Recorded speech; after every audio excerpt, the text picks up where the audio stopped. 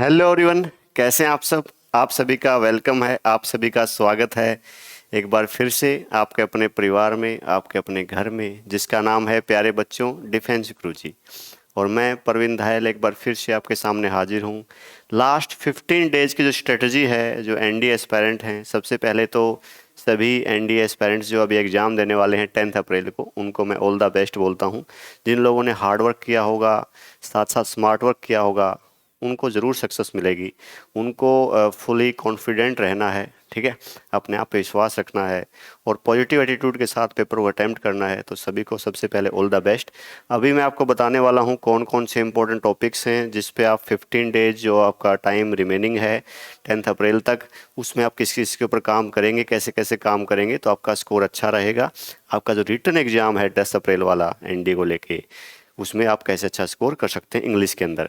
इसके अलावा आप बाकी सभी जो टीचर्स हैं डिफेंस गुरुजी की टीम के, सभी जो अनमोल हीरे हैं डिफेंस गुरुजी की टीम के टीचर्स, वो सभी लोग आपको स्ट्रेटजी बताएंगे बचे हुए 15 डेज में आप कैसे कैसे अच्छा स्कोर कर सकते हो। वो चाहे मैथमेटिक्स वाले टीचर हों, चाहे वो आप फिजिक्स वाले टीचर्स हों, चाहे वो जीके में आप देखोगे पॉलिटी, ज्योग्राफी, हिस्ट्री या केमिस्ट्री, बायो, सब कुछ आपको बताया जाएगा कैसे कैसे आपको क्या करना है, ठीक है। तो जैसे आपको पता है कि अभी आपका एग्ज़ाम 10 अप्रैल को है और इम्पोर्टेंट टॉपिक्स को हम लोग अभी बताने वाले हैं कौन कौन से किसके ऊपर फोकस करेंगे कि आपका पहली बार में ही आपका एनडीए जो है क्रैक हो जाए, जो पहली बार एग्ज़ाम दे रहे हैं। जिसका पहली बार में नहीं हुआ कोई दिक्कत नहीं है, डिमोटिवेट कभी नहीं होना है, आपको हमेशा बाउंस बैक करना है। आपके पास अब की बार चांस है जिसमें आप अच्छा स्कोर कर सकते हैं, ठीक है, जिसमें आप अच्छा स्कोर कर लेंगे इस बार भी।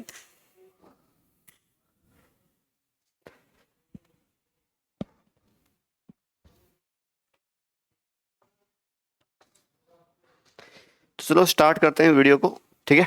वीडियो को स्टार्ट करते हैं। सबसे पहले आप देखोगे आपका एग्ज़ाम की डेट सभी को पता है, 10 अप्रैल को एग्ज़ाम है, ठीक है। तो सभी को टाइम से पहुंच जाना है। ये नहीं सोचना है कि मैं टाइम एग्ज़ाम, अगर आपका मॉर्निंग में आपका रिपोर्टिंग टाइम 8:30 है या जो भी आपका टाइम है, ये ना हो कि मैं बस उसी टाइम पे पहुंचूंगा। काफ़ी एग्ज़ाम जो आपका रिपोर्टिंग टाइम है उससे 1 आवर 1.5 आवर, 1 घंटा या 1.5 घंटा पहले आपको वहाँ पे पहुँच जाना है, ठीक है। वहाँ पे आपको शांत रहना है, बिल्कुल काम रहना है। और सुबह सुबह कई लोग मैं देखता हूँ बच्चों की भूख मर जाती है, ठीक है, खाना नहीं खा पाते हैं टेंशन में, तो वो बिल्कुल टेंशन नहीं लेनी है, सुबह खाना ज़रूर खाना है, ठीक है।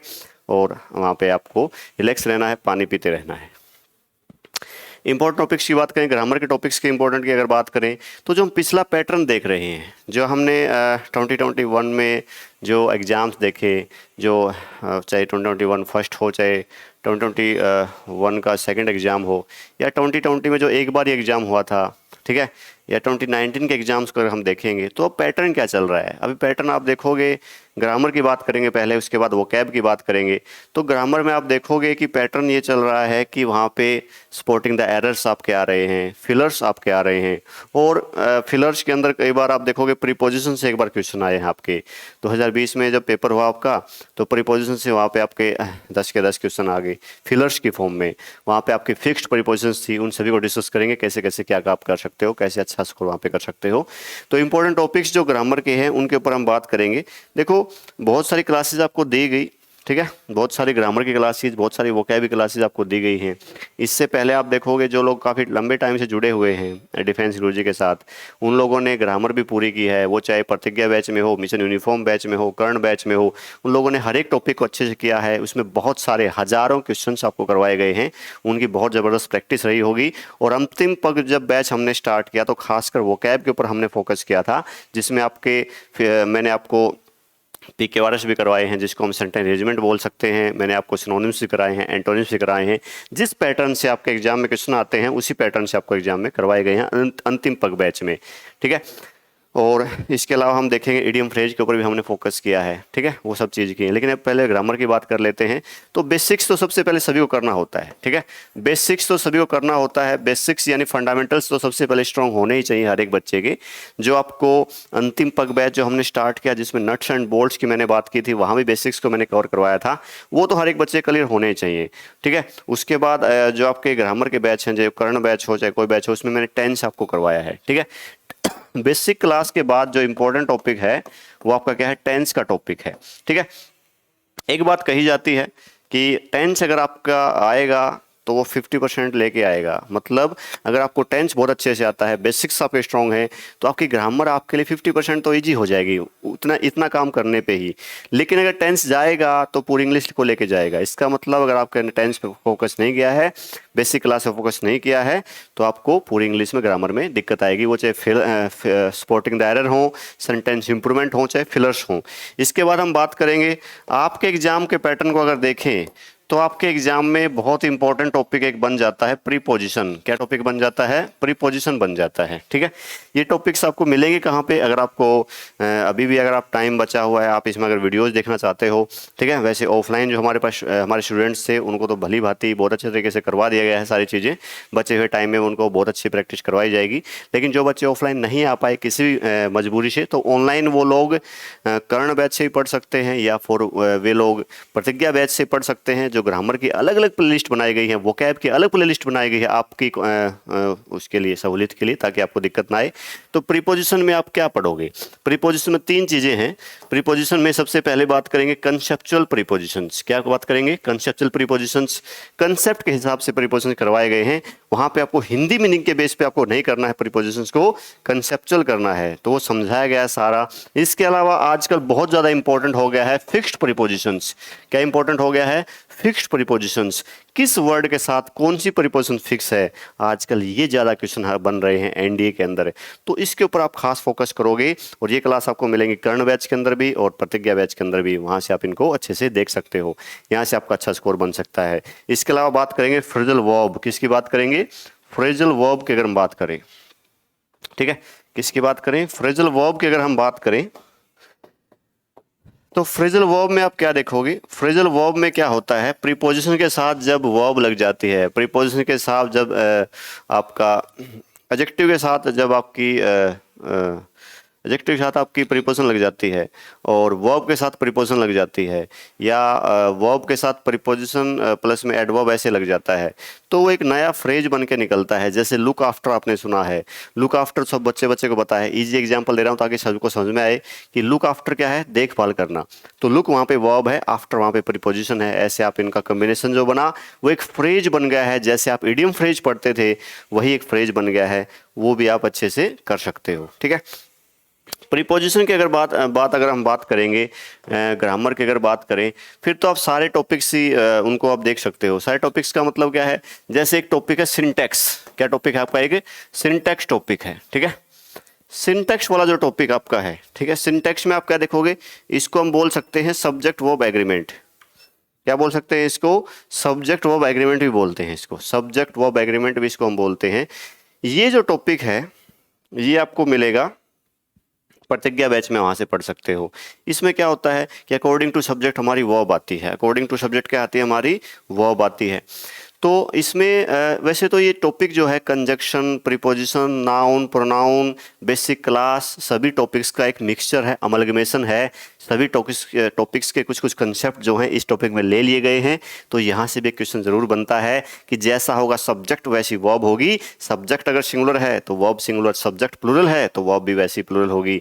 ये टॉपिक आप अच्छे से ज़रूर देखना, सिंटैक्स को भी प्रीपोजिशन के बाद। ठीक है, उसके बाद अगर हम बात करें तो कंजक्शन एक बहुत छोटा सा टॉपिक है, लेकिन इससे बहुत बार क्वेश्चन बने हुए हैं।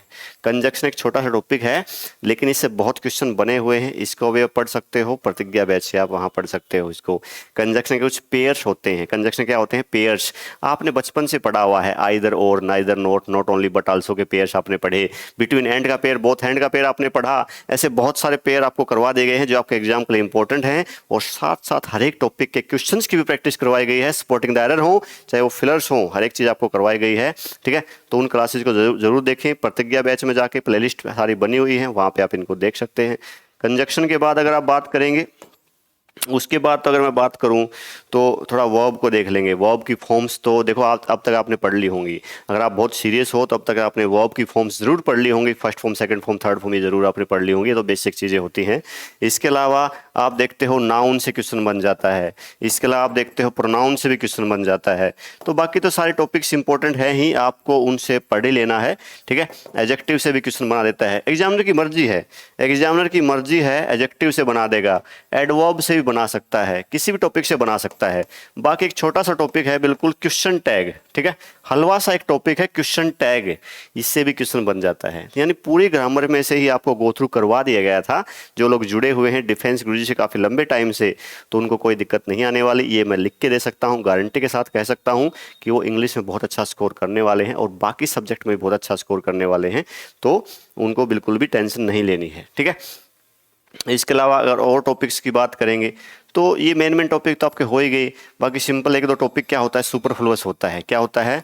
सुपरफ्लुअस टॉपिक की अगर हम बात कर लें, ठीक है, सुपरफ्लुअस क्या होता है? More than required. कई बार सेंटेंस में ऐसे सेंटेंस के अंदर या क्लोज के अंदर कुछ ऐसे वर्ड्स आते हैं जिनकी रिक्वायरमेंट नहीं होती, लेकिन एग्जामिनर जानबूझ के उनको वहाँ पे डाल देता है, तो ऐसे वर्ड्स भी आपके एग्जाम में आ सकते हैं सपोर्टिंग द एरर के अंदर, ठीक है। तो ये चीज़ें आप थी। बाकी आपके वॉइस नरेशन ऐसा कुछ आता नहीं है जो एयरफोर्स नेवी वगैरह में आता रहता है, ठीक है, तो आपके वहाँ पे वो काम के नहीं है, तो उन पे आपको फोकस करने की ज़रूरत नहीं है। मेन टॉपिक अगर हम बात करें तो प्रीपोजिशन पे सबसे ऊपर फोकस करना है, और एक टॉपिक तो रह ही गया आपका आर्टिकल, ठीक है। हालांकि बहुत कम चांस है आर्टिकल से क्वेश्चन आने के, लेकिन इसको फिर भी हो सकता है फिलर्स में आ जाए, फिलिंग द ब्लैंक में आ सकता है, ठीक है, फिलिंग द ब्लैंक में से क्वेश्चन बन सकता है। एक बात और मैं आपको बता दूं, कई लोग सोचते हैं सर सपोर्टिंग द एरर के बारे में आपने बता दिया, आपने फिलर्स के बारे में नहीं बताया, फिलिंग द ब्लैंक के बारे में नहीं बताया। तो एक बात जिन लोगों ने क्लास ली है उनको मैंने बार बार समझाया है कि सपोर्टिंग द एरर, फिलर्स और सेंटेंस इंप्रूवमेंट सब एक ही बातें होती हैं। एग्जामिनर का वो तरीका है अलग अलग तरीके से क्वेश्चन पूछने का, चीज़ें वही हैं, चीज़ें वही हैं। उसी क्वेश्चन को एग्जामिनर सपोर्टिंग द एरर के तौर पे पूछ लेता है, उसी क्वेश्चन को वो फिलर्स के तौर पे पूछ लेता है, उसी क्वेश्चन को सेंटेंस इंप्रूवमेंट के तौर पे पूछ लेता है। ये मेरी नाक है, इसको मैं ऐसे पकड़ लूँ या इस साइड से हाथ घुमा के पकड़ लूँ, यानी कैसे भी इसको हम पकड़ सकते हैं, वो तरीका है अलग अलग है। आपको कंसेप्ट अपने बिल्ड करने हैं, आपको अपने सॉलिड कंसेप्ट करने हैं, बाद में आपको दिक्कत नहीं आने वाली, वो कैसे भी क्वेश्चन पूछ ले आपसे, ठीक है। तो ये टॉपिक्स आपके थे ग्रामर के, इसके ऊपर आपको फोकस करना है बचे हुए टाइम में। और सपोर्टिंग द एरर के आपके 10 क्वेश्चंस आपके रहते हैं, ठीक है, 10 क्वेश्चंस आपके किसके रहते हैं? नॉर्मली 10 क्वेश्चंस हैं आपके एरर्स के, और इसमें आपका कितना कवर हो जाएगा? 40 मार्क्स। लेकिन नेगेटिव मार्किंग भी है, नेगेटिव मार्किंग भी है, तो आपको फ्लूक में आपको तुक्का नहीं मारना है, जिसमें आप 100% आपको लगता है कि हाँ ये मेरा आंसर ठीक है, वही आपको आंसर करके आना है, ठीक है। आपको कोई भी फ्लूक में आंसर नहीं देना है, जय माता दी नहीं बोलना है कि जय माता दी बोल के उसको आंसर कर दो, ठीक है, ऐसा कुछ नहीं करना है। इसके बाद बात करेंगे फिलर्स, या इसको हम फिलिंग द ब्लैंक बोल देते हैं, खालिस्तान बोल देते हैं। फिलर्स जो हैं, फिलर्स जो आपके देख रहे हो आप, पिछली बार नहीं आए फिलर्स, कोई बात नहीं है, फिलर्स आ सकते हैं फिर भी। फिलर्स आप देखोगे, ये फिलर्स जो हैं ये मैक्सिमम तो आपके मैं जो पैटर्न देख रहा हूँ 60% जो 50-60% जो फिलर्स है ना, वो वोकैब के बेस पे आ रहे हैं, वर्ड पावर के बेस पे आ रहे हैं। सिनोनिम एंटोनिम जो आपने वोकैब आपकी स्ट्रॉन्ग की है, वो चाहे रूटवर्ड मेथड से हो, लिंकिंग मेथड से, जो आपने क्लास देखी होंगी, सैकड़ों क्लास आपको दे चुका हूँ मैं ग्रामर प्लस वोकैब की। प्रीवियस ईयर्स क्वेश्चंस भी मैं सोल्व करवा चुका हूँ काफ़ी टाइम पहले, प्ले लिस्ट बनी हुई है, ठीक है, तो वो भी आप देख सकते हैं, हर एक चीज़ आपको करवा रखी है। तो फिलर्स में आप वोकैब के बेस पे काफ़ी इसका आपको देखने को मिलेगा फिलर्स। इसके अलावा ग्रामर का भी आपका रोल रहेगा, ठीक है। तो फिलर्स में दोनों आ सकते हैं। ग्रामर में मैंने टॉपिक बताए दिए, उसको अच्छे से कवर कर लेंगे, वहाँ पे स्पॉटिंग एरर भी हो जाएगा, फिलर्स भी हो जाएगा, और वोकैब अभी बताने वाला हूँ, वोकैब के बेस पे आपके फिलर्स कैसे होंगे वो मैं करवाने वाला हूँ। इसके अलावा जो अंतिम बैच में मैंने आपको लगभग 50-55 तक वीडियो मैंने आपको दी थी, उसमें लगभग क्लास में मैंने आपको फिलर्स करवाए थे, फिलिंग द ब्लैंक वहाँ पे आपको करवाया गया था, ठीक है। अब बात करते हैं वोकैबलरी की। आजकल मैं जो देख रहा हूँ पैटर्न हम लोग देख रहे हैं, वोकैब के ऊपर खास फोकस करने की ज़रूरत है। वोकैब का वेटेज बहुत बढ़ गया है, वोकैब का वेटेज बहुत बढ़ गया है। पिछले 2-3 बार से जब देख रहे हैं तो वोकैब जो है 40 क्वेश्चंस आपके आ रहे हैं। 40 क्वेश्चंस का मतलब है 160 नंबर, 160। तो कैसे देखो, जब हमने अंतिम बैच में जब टारगेट लिया था कि आप 200 में से 160 प्लस 170 प्लस भी स्कोर कर सकते हैं इंग्लिश के अंदर, वो पॉसिबल है।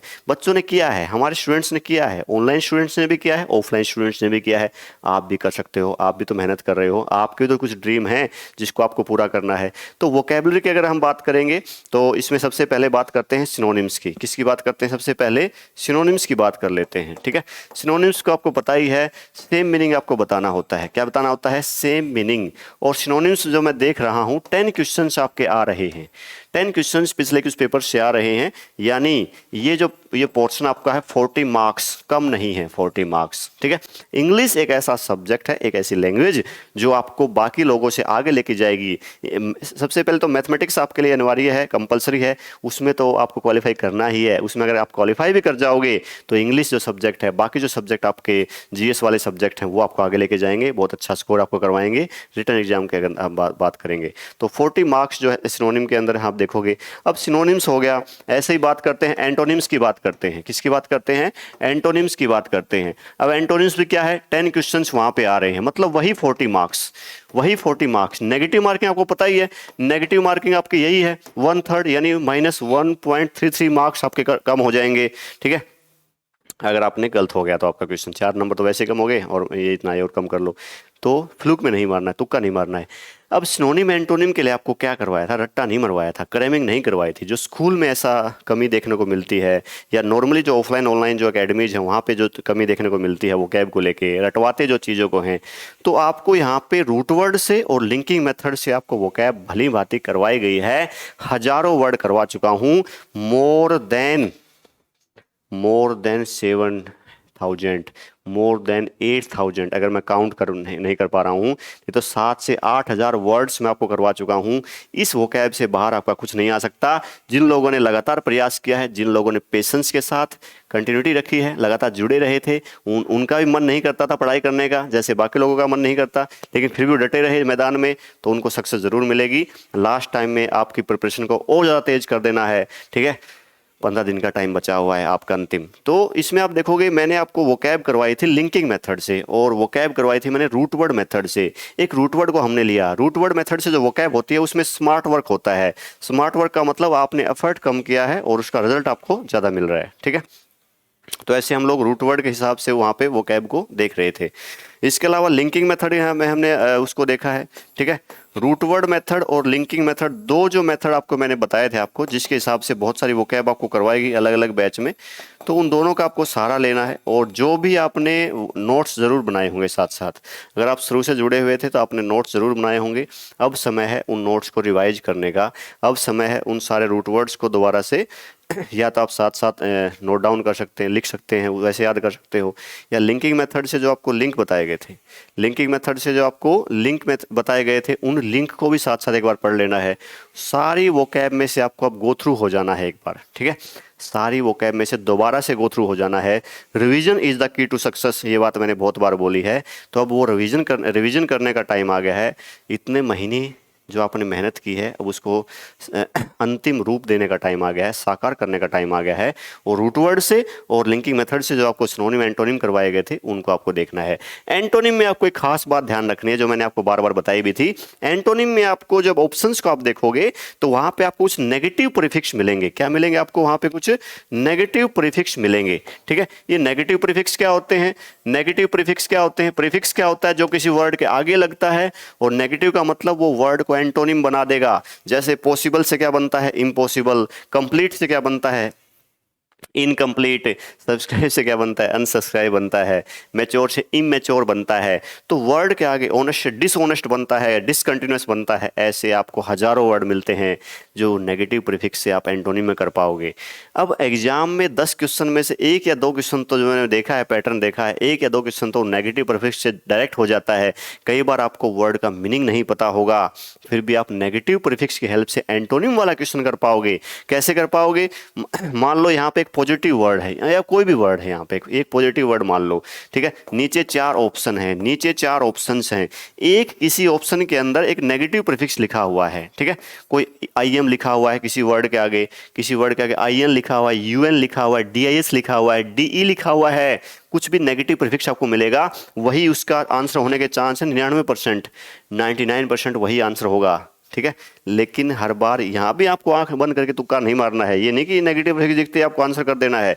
जो वोकैब आपको करवाई होगी उस पे ऊपर आपको कॉन्फिडेंस रखना है, उसमें से आप गो थ्रू हो जाना है। पिछली बार जो एग्ज़ाम आपका हुआ था 14 नवंबर 2021 को 2021 को, उसमें से 20 में से 16 या 17 वर्ड्स वही आए थे सिनोनिम एंटोनिम के 20 में से, जो क्लास में आपको करवा दिए गए थे ऑफलाइन क्लास में। तो उन बच्चों का बहुत बढ़िया स्कोर रहा है। बच्चों ने 200 में से 130, 140, 150 भी स्कोर किया है। जो बच्चे मात्र 40-45 दिन ऑफलाइन क्लास में आए थे। तो आप लोग भी बहुत लंबे टाइम से जुड़े हुए, तो आप लोग अच्छा सा कर सकते हो यहाँ पे, ठीक है। इसके अलावा मैंने आपको बताया था पार्ट्स ऑफ स्पीच के हेल्प से। पार्ट्स ऑफ स्पीच जो है, पार्ट ऑफ स्पीच का मतलब मैंने आपको एक रामबाण टेबल लिखवाई थी। रामबाण टेबल जो आपको लिखवाई थी उसमें आपको ये बताया गया था कि कोई वर्ड नाउन कैसे बनता है, कोई वर्ड एडजेक्टिव कैसे बनता है, कोई वर्ड वर्ब कैसे बनता है, सफिक्स प्रत्यय की हेल्प से आपको बताया गया था। अगर नहीं देखा है तो उस रामबाण टेबल को जरूर देख लेना, ठीक है। अंतिम पग बैच मिलेगा, उसकी सेकंड क्लास में आपको मिल जाएगी पेनेसिया टेबल, रामबाण टेबल। हर एक बैच जो मैंने करवाया उसमें पेनेसिया टेबल जरूर हुई थी। उसी पेनेसिया टेबल की हेल्प से आप ग्रामर वोकैब को ईजी बना पाते हो, उसको आपको जरूर देखना है अगर नहीं देखा है, और देख रखा है तो भी गो थ्रू होना है। अब जो भी आपने नोट्स बना रखे होंगे ग्रामर के वोकैब के, अब समय है वो रिवीजन करने का, लास्ट टचअप देने का, ठीक है, अंतिम रूप देने का, उनको अच्छे से उनको अब करने का। तो पार्ट ऑफ स्पीच की हेल्प से मान लो यहाँ ऊपर नाउन है, ठीक है, और उसका कुछ सिनोनिम बताना है या एंटोनिम बताना है, तो आपको चारों ऑप्शन में से आपको ये देख लेना है उस पेनेसिया टेबल की हेल्प से कि चारों में से नाउन कौन सा है। अगर मान लो कई बार ऐसे ऑप्शन मिलते हैं, स्मार्ट वर्क यहाँ पे काम आता है, आपको मीनिंग नहीं पता, ना इस वर्ड का मीनिंग पता, ना इनमें से कोई मीनिंग पता, लेकिन आपको ये पता था ऊपर वाला नाउन है, उस पेनेसिया टेबल की हेल्प से आपको पता लग गया था कि नाउन है, और चारों में से पता लग गया ये वाला मान लो सी ऑप्शन में नाउन है, वही ऑप्शन होगा आंसर है, ये आपको ध्यान रखना है। लेकिन अगर चारों ही नाउन है, उस पेनेसिया टेबल में आपने देखा कि वर्ड के लास्ट में नेस आ जाए तो नाउन बनता है, सी आ जाए तो नाउन बनता है, टी वाई आ जाए तो नाउन बनता है, ऐसे बहुत सारी पहचान बताई गई थी। सारे ही नाउन हैं तो वो कैब भी तो मैंने करवाई है आपको क्लास में, हजारों वर्ड भी तो करवाए हैं, उन वो भी तो काम आएंगे। लेकिन ये तब के लिए है जब आपको स्मार्ट वर्क करना है, जब आप पार्ट ऑफ स्पीच का हेल्प ले सकते हो, पीछे एंटोनिम में बताया था नेगेटिव प्रीफिक्स का हेल्प ले सकते हो। इसके अलावा बात करेंगे इडियम फ्रेज की। अगला पोर्शन क्या आ रहा है आजकल, इडियम फ्रेज बहुत आ रहे हैं, इडियम्स एंड फ्रेज बहुत आ रहे हैं। लोगों के मन में ये वहम है कि इडियम फ्रेज को रटना पड़ता है। 10 क्वेश्चंस इसके आ रहे हैं, मतलब 40 मार्क्स आप इडियम फ्रेज भी आपको लेके जा रहा है, 40 मार्क्स। तो इडियम फ्रेज भी आपको समझाए गए थे। हालांकि आपने देखा है कि इडियम फ्रेज तो फिक्स है, जब से भाषा बनी है, लैंग्वेज बनी है, इडियम फ्रेज को फिक्स कर दिया गया है। ग्रामर का कोई भी रूल इसके ऊपर अप्लाई नहीं होता, लेकिन इडियम फ्रेज को भी आपको समझाया गया था। कोई इडियम कैसे बना है, कैसे चला है, आपने जब अंतिम पग बैच की क्लास भी देखी होंगी तो इडियम फ्रेज को बहुत अच्छे से करवाया गया था, समझाया गया था। जल्दबाजी ना करें इडियम फ्रेज करते टाइम, शांति से पढ़ें, उसका हिडन मीनिंग समझने की कोशिश करें, उसको आप थोड़ा इमेजिन अपनी जो क्रिएटिविटी जो है उसका यूज करें, जो इमेजिनेशन पावर है उसको समझें, थोड़ा ध्यान से देखें, आप आराम से उसको कर पाओगे, ठीक है। ऐसे इडियम फ्रेज जो आपने नहीं पढ़े होंगे उसका भी आंसर आप ठीक कर सकते हो 99% अगर आप अच्छे से करोगे, जिस तरीके से आपको बताया गया था अंतिम पग बैच में, जो आपके सिर्फ स्पेशल एनडी के लिए चलाया था हमने लास्ट में, तो उसको भी आपने इडियम फ्रेज देखा होगा तो अच्छे से आप कर पाओगे, ठीक है। इसके अलावा देखो यही पोर्शन आपका आ रहा है पिछले टाइम से, तो सिनोनिम आ रहे हैं, एंटोनिम आ रहे हैं, इडियम फ्रेज आ रहे हैं, और लास्ट में आप देखोगे PQRS। कुछ लोग इसको बोलते हैं सेंटेंस रीअरेंजमेंट, कुछ लोग बोलते हैं इसको पैराजम्बल। PQRS जो हैं ये डिपेंड करते हैं आपकी सेंस के ऊपर, ये डिपेंड करते हैं आपके फंडामेंटल्स कितने स्ट्रॉन्ग हैं, आपकी वोकैब कितनी स्ट्रॉन्ग है, आपकी ग्रामर कितनी स्ट्रॉन्ग है। आपकी वही बात है, पेशेंस के साथ इनका क्वेश्चन आंसर करने हैं। PQRS को करते टाइम जल्दबाजी यहाँ पे नहीं करनी है, शांति से पढ़ना है उसको, ठीक है। ये ना हो कि पहला पेपर मान लो मैथ का डिफिकल्ट आ गया, थोड़ा दिक्कत होगी, तो अगले पेपर में शांत रहना है, शांति से पेपर देना है, जो GAT वाला है सेकंड पेपर जो है मैथ के बाद। तो PQRS भी आप 10 के 10 क्वेश्चन कर सकते हो, अगर आप किसी के 10 क्वेश्चन आते हैं तो। नॉर्मली 5 क्वेश्चन भी आ सकते हैं, 10 भी आ सकते हैं, ठीक है, यही पैटर्न रहता है, ठीक है। तो PQRS में क्या क्या काम आएगा आपका, जो बेसिक्स हैं, कि आप ये देख लो PQRS में आप क्या देखोगे, ऑप्शन के हिसाब से आप जल्दी से इनको कर पाते हो, ठीक है। सबसे पहले इनमें से आपको सब्जेक्ट ढूंढना होता है। मान लो क्यू वाले में सब्जेक्ट मिल गया, सब्जेक्ट कौन होता है, नाउन या प्रोनाउन, हर एक बेसिक बात बता रखी है। जिन लोगों ने अंतिम पग बैच देखा होगा वहां पे बता रखा है इनको, ठीक है, कि PQRS कैसे करने हैं। अब मान लो यहाँ पे इस पार्ट में सब्जेक्ट आपको मिल गया, तो अब वर्ब ढूंढो, वर्ब कहाँ पे है। मान लो एस वाले में वर्ब मिल गया आपको, तो क्यू के बाद क्या आएगा, एस से। आप ऑप्शन में देखोगे तो क्यू के बाद एस हो सकता है एक ही पार्ट में मिले, एक ही ऑप्शन में मिले, वही उसका आंसर हो जाएगा।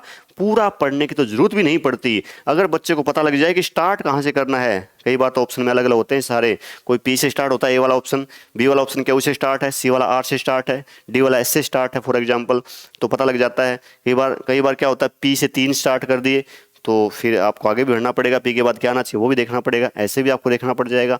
कई यहाँ पे आपके फिक्स्ड प्रीपोजिशन भी काम आएंगी, ठीक है। फिक्स्ड प्रीपोजिशन भाई, मान लो लास्ट में किसी वर्ड का ये जो पार्ट है, मान लो क्यू वाला पार्ट है, इसके यहाँ पे इंजुरियस लिखा हुआ है। इंजुरियस बचपन से पढ़ रहे हैं कि smoking is injurious to health, तो इंजुरियस के बाद टू आएगा। टू मान लो यहाँ पे लिखा हुआ है, तो क्यू के बाद क्या आ जाएगा, पी आ जाएगा। तो यहाँ पे फिक्स्ड प्रीपोजिशन भी काम आएंगी। टू के बाद वी वन आता है, ये आपने पढ़ा था टू इन्फिनेटिव में, वर्ब के टॉपिक में, जब आपने मिशन यूनिफॉर्म बैच पढ़ा था, आपने कर्ण बैच पढ़ा था, तो वहाँ भी ये जो ग्रामर वाले बेसिक्स भी यहाँ पे काम आएंगे। वो कैब और ग्रामर आपस में इंटरलिंक है, और उसी हिसाब से आपको करवाया गया था, सिस्टमेटिक आपको पढ़ाया गया था। ठीक है, तो अपने अंदर कॉन्फिडेंस रखना है, जो नोट्स बनाए थे उनको गो थ्रू हो जाना है, अच्छे से रिवाइज करना है। और मैं आपको बता दूं, अगर आपका आता है पैसेज, रीडिंग कम्प्रीहेंशन, तो इसको लेके भी घबराना नहीं है।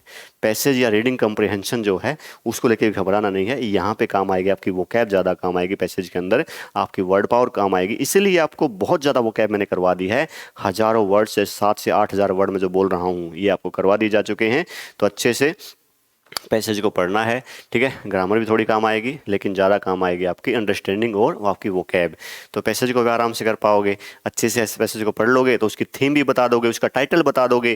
ठीक है, अच्छे से उसको एनालाइज आप कर सकते हो। बाकी पैसेज काफ़ी टाइम से आ नहीं रहा है, ठीक है, आ जाएगा तो भी कोई समस्या नहीं, आप अच्छे से कर पाओगे इसको। ठीक है, उसके ऊपर समय लगाना है, एक बार उसको अच्छे से पढ़ लेना है।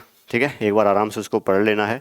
या कई बार आप जैसे बात करते हैं, पहले कई बच्चे क्वेश्चंस को पढ़ लेते हैं कि 4-5 क्वेश्चन मान लो आए हैं पैसेज के, तो पहले क्वेश्चन को पढ़ लेते हैं तो थोड़ा आइडिया हो जाता है कि क्वेश्चन ऑप्शन पढ़ लेते हैं तो आइडिया हो जाता है कि जब दोबारा उस पैसेज को पढ़ते हैं तो कहाँ से उसका आंसर बनता है। ठीक है, तो ऐसा भी आप कर सकते हो, कोई दिक्कत नहीं है। इसके अलावा बहुत टाइम पहले क्लोज टेस्ट भी आता था। क्लोज टेस्ट क्या होता है, पैसेज का एक फॉर्म है क्लोज टेस्ट। क्लोज टेस्ट में क्या होता है, पैसेज में तो पूरा लिखा होता है, क्लोज टेस्ट में बीच बीच में फिलिंग द ब्लैंक हो जाते हैं। ठीक है, बीच बीच में क्या होते हैं आपके फिलिंग द ब्लैंक ऐसे हो जाते हैं। तो ये जो फिलिंग द ब्लैंक है, जैसे यहाँ पे खालिस्तान छोड़ दिया, फिलर्स छोड़ दिया या फिलर छोड़ दिया, ऐसे ऑप्शन मिलेंगे। ए वाले के लिए 4 ऑप्शन मिलेंगे, ABCD, यहाँ पे 4 में से यहाँ फिट करना होता है। फिर सेकंड वाले के लिए यहाँ पे 4 ऑप्शन मिलेंगे, यहाँ फिट करना होता है। क्लोज टेस्ट जो है ना, वो आपकी क्लोजनेस चेक करेगा इंग्लिश से, आपकी इंग्लिश ग्रामर वोकैब के साथ कितनी नज़दीकी है वो टेस्ट करेगा क्लोज टेस्ट, अगर आता है तो। हालांकि चांस बहुत कम है क्लोज टेस्ट आने के, लेकिन आ भी जाए तो ये आपकी वोकैब, ग्रामर, आपकी सेंस सब कुछ चेक कर लेगा क्लोज टेस्ट। ठीक है, यहाँ भी अगेन आपको घबराना नहीं है। क्लोज टेस्ट जब आप करोगे तो आप एक बार उसको पूरा पढ़ोगे। क्लोज टेस्ट में बच्चे गलती क्या करते हैं कि यहाँ तक पढ़ा, यहाँ तक पहुँचे और 4 में यहाँ से उठाए कि यहाँ पे फिट कर दिया, फिर यहाँ तक पढ़े, यहाँ से सेकंड नंबर से 4 में से उठाया, यहाँ फिट कर दिया। कई बार ऐसे गलती हो जाती है। क्लोज टेस्ट को आपको पूरा पढ़ना पड़ेगा, लास्ट तक आपको उसको पढ़ना है। फिर दोबारा आप देखोगे पूरा, जब यहाँ से लेके यहाँ तक उसको क्लोज टेस्ट को पढ़ लोगे, फिर से अगर आप आंसर करोगे वहाँ पे फिलर्स भरोगे तो चांस ज़्यादा है ठीक होने के, क्योंकि वहाँ पर आपकी अंडरस्टैंडिंग बन जाएगी, सेंस बन जाएगी, आप उसको अच्छे से कर पाओगे। तो ये चीज़ें आ रही हैं आपकी इंग्लिश के अंदर। 200 मार्क्स में से आप 150, 160, 170 वो आपके ऊपर डिपेंड है। हमने सभी बच्चों को बराबर पढ़ाया है। आपने कितनी मेहनत की होगी, आपने कितनी रातें जगाई हैं अपने सपने को पूरा करने के लिए, वो आप ही डिसाइड कर पाओगे। बचे हुए टाइम में आप बहुत अच्छा स्कोर कर सकते हो, बहुत अच्छी मेहनत कर सकते हो। मैंने देखा है बच्चे लास्ट टाइम में कई बच्चे अच्छा परफॉर्म नहीं करते हैं, अच्छे से नहीं पढ़ पाते हैं, टेंशन में आ जाते हैं। वो बिल्कुल भी नहीं करना है। आपको अपने अंदर फुल कॉन्फिडेंस होना चाहिए, सेल्फ कॉन्फिडेंस, सेल्फ मोटिवेटेड होना चाहिए। ये नहीं है कि आज मेरी वीडियो देख लिया या यूट्यूब पे कोई वीडियो देख लिया तो मोटिवेट होना है। आपको अपने सपनों के लिए, आपके माँ बाप के सपनों के लिए, आने वाली जनरेशन्स की ड्रीम्स के लिए आपको काम करना है। आपके आसपास के लोग, आपके दोस्त, आपके कजिन, आपके रिलेटिव्स, सबके प्राउड फील करवाना है, उसके लिए काम करना है। जो लोग बोलते थे आपसे नहीं होगा, उनको भी रॉन्ग प्रूव करना है। ठीक है, तो मिलेंगे हम आगे। आपको सभी को all the best. I hope आपको वीडियो पसंद आई होगी। ठीक है, तो अब आपके समय हो गया आपसे इजाज़त लेने का। ठीक है, तो अगेन एक बार सभी को जो ND एस्पायरेंट्स हैं ऑल द बेस्ट, अच्छे से एग्जाम देंगे और रॉक करेंगे। जय हिंद।